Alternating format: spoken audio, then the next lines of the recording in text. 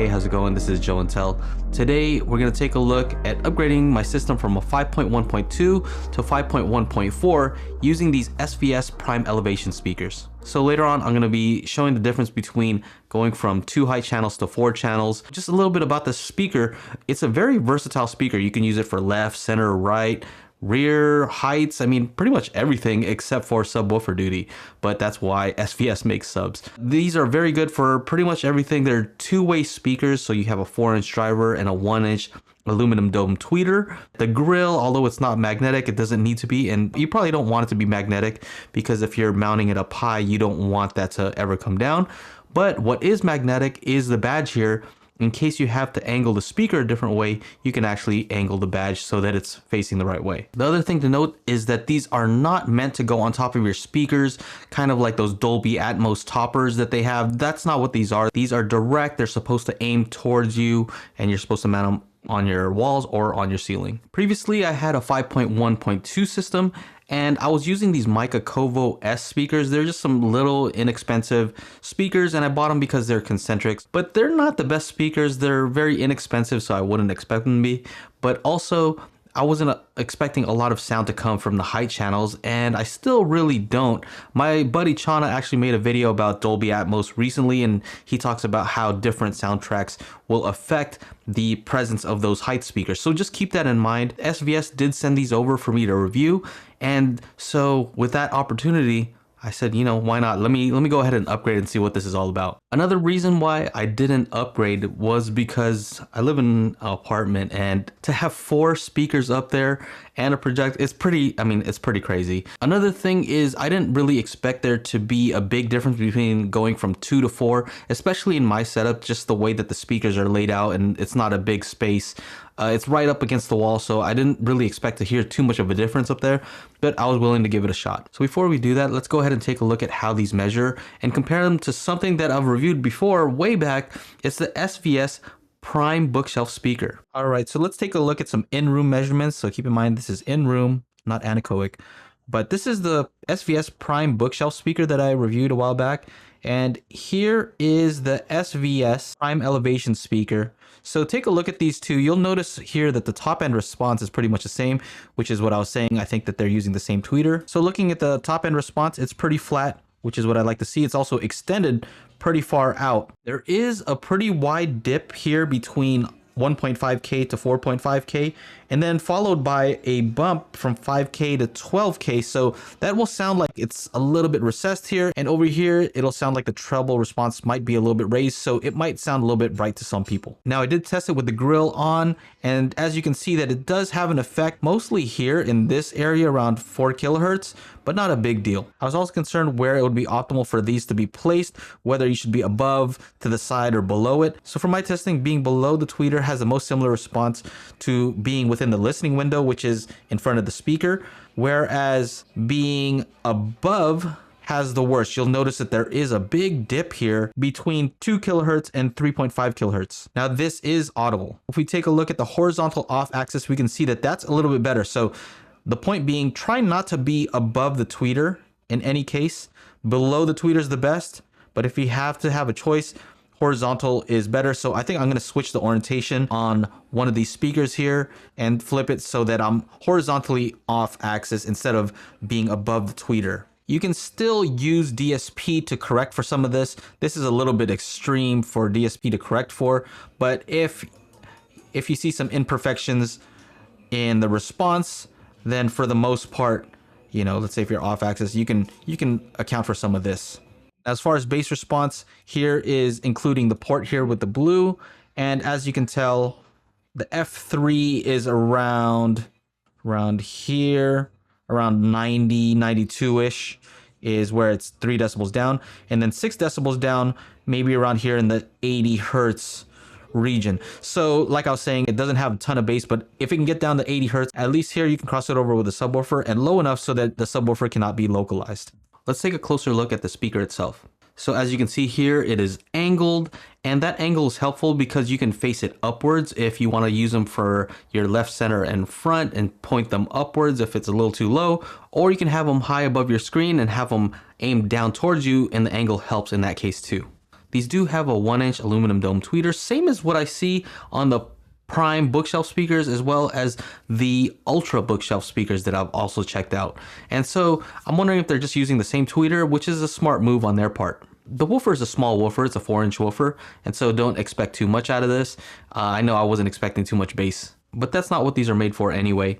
The finish on this, I got a white glossy finish, and these guys at SVS have the best finish that I've seen on a speaker in this price range. I mean, it's painted gloss, it's shiny, it's smooth, it just looks awesome. And actually, I think maybe that is why it's so durable. You might know that the speakers that I have here were in my storage when it caught on fire, and they're pretty much the only thing that survived. So maybe it has to do with that crazy paint job. I don't know. On the back here, you'll see the port, you'll see the 5-way binding post, and right here you can see where you can screw in the mounting bracket.